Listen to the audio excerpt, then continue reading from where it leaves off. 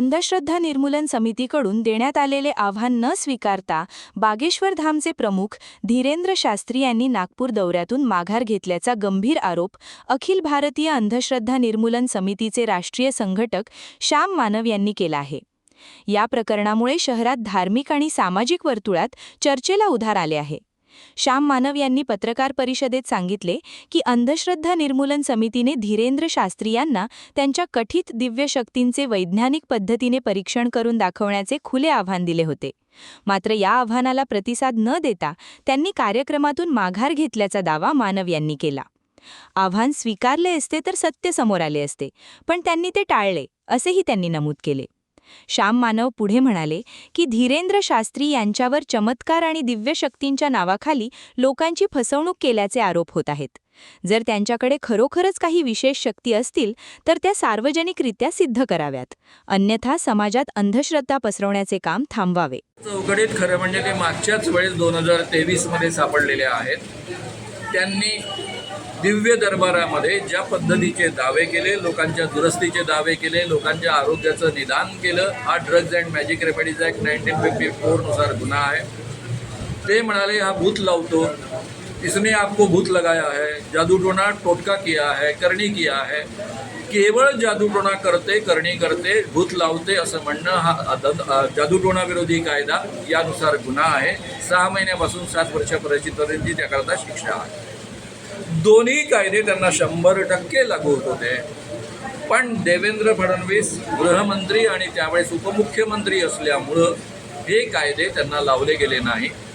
उलट नागपूरचे police commissioner Amitesh Kumar धादांत खोटं बोलले. त्यांचं वक्तव्य फार मनोरंजक आहे. जादूटोणा विरोधी कायद्यामध्ये कुठेही अंधश्रद्धा निर्मूलन हा शब्द नाही आणि ते म्हणाले की अंधश्रद्धा निर्मूलन कायदा याला लागू होत नाही. दुसरं म्हणाले की ड्रग्ज अँड कॉस्मेटिक ॲक्ट याला लागू होत नाही. म्हणजे त्यांनी या कायद्यांचा आणि याचा इतका सुंदर अभ्यास केला होता की त्यांना दोन्ही कायद्यांची नावं पण उच्चारता येत नाही. आणि IPS अधिकारी चुकून अशी चूक होऊ शकते यावर माझा विश्वास नाही. कारण मला असं वाटतं की प्रदीप मिश्रांनी सांगितलं त्या पद्धतीनं बेलाचं पान लावून काही ते IPS पास झाले नसावेत, परीक्षा देऊनच पास झाले असावेत, उत्तम अभ्यास करून पास झाले असावेत. म्हणून ते दादांत खोटं बोलतायत असं मी म्हणतोय. कारण या दोन्ही कायद्यातले बारकावे मी त्यांच्यापर्यंत पोहोचवले होते. कायद्याची प्रत आधीच त्यांच्या हातामध्ये दिली होती, त्यासोबत मी कंप्लेंट केलेली होती. त्यामुळे याला कायदा लागू होत नाही. याला केवळ महाराष्ट्र सरकार, देवेंद्र फडणवीसचं सरकार जबाबदार आहे, दुसरं काही नाही. त्यांनी वारंवार कायद्यांचं उल्लंघन केलेलं आहे आणि याही वेळेसच्या दिव्य दरबारामध्ये त्यांनी कायद्यांचं उल्लंघन केलेलं असेलच, कारण त्याशिवाय दिव्य दरबार चालूच शकत नाही. केव्हापर्यंत कारवाई नाही होणार सर? जोपर्यंत महाराष्ट्रामध्ये देवेंद्र फडणवीस यांचं राज्य आहे तोपर्यंत असलेल्या बाबांवर कधीच कारवाई होणार नाही.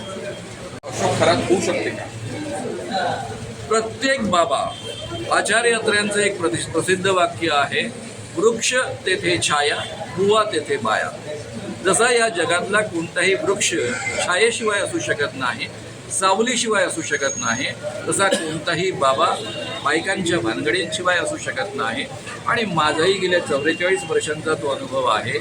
ज्यांच्याबद्दल ते ब्रह्मचारी आहे, विवेकानंदांचं नाव घेणारे आहे म्हणून प्रचंड आदर मी बाळगून होतो, तेही असेच निघाले. आज नाही उद्या तुम्हीच लोक काही वर्षांनी हा बाबा ह्या भानगडी करतो हे जाहीर करणार आहात. सर, धीरेंद्र शास्त्री बाबा अजूनपर्यंत कायद्याच्या चौकटीत का? दरम्यान या प्रकरणामुळे शहरातील सामाजिक कार्यकर्ते आणि नागरिकांमध्ये विविध प्रतिक्रिया उमटल्या आहेत.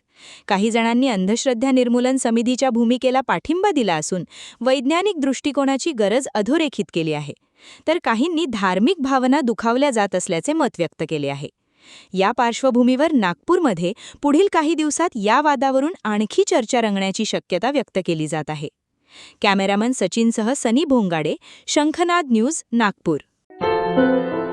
क्या हुआ बहू? माँ, पाइल्स की बहुत तकलीफ हो रही है. तो तुम गुदरोग सर्जन के पास क्यों नहीं गई? देखो, जैसे हार्ट के लिए हार्ट स्पेशलिस्ट, ब्रेन के लिए ब्रेन स्पेशलिस्ट, तो पाइल्स के लिए पाइल स्पेशलिस्ट क्यों नहीं? स्त्री हो या पुरुष, टॉयलेट में तकलीफ केवल पाइल्स ही नहीं, और भी कई प्रकार के गुदरोग तथा कैंसर भी हो सकता है. इसीलिए इसकी प्रत्यक्ष जांच जरूरी है. ठीक है माँ, पर जांच के लिए हम जाएंगे कहाँ? वही काले आयुर्वेदिक पाइल्स हॉस्पिटल में. लेकिन माँ, प्रेगनेंसी में पाइल्स की दवाइयाँ? प्रेगनेंसी में आयुर्वेदिक दवाइयाँ सुरक्षित होती है। जनहित में जारी काड़े आयुर्वेदिक पाइल्स हॉस्पिटल, औषधि चिकित्सा तथा सर्जरी ट्रीटमेंट उपलब्ध। हमारा पता उमरेड रोड, दिघौरी बस स्टॉप के पास, नागपुर। अधिक जानकारी के लिए वेबसाइट पर जाएं kadepailshhospital.com।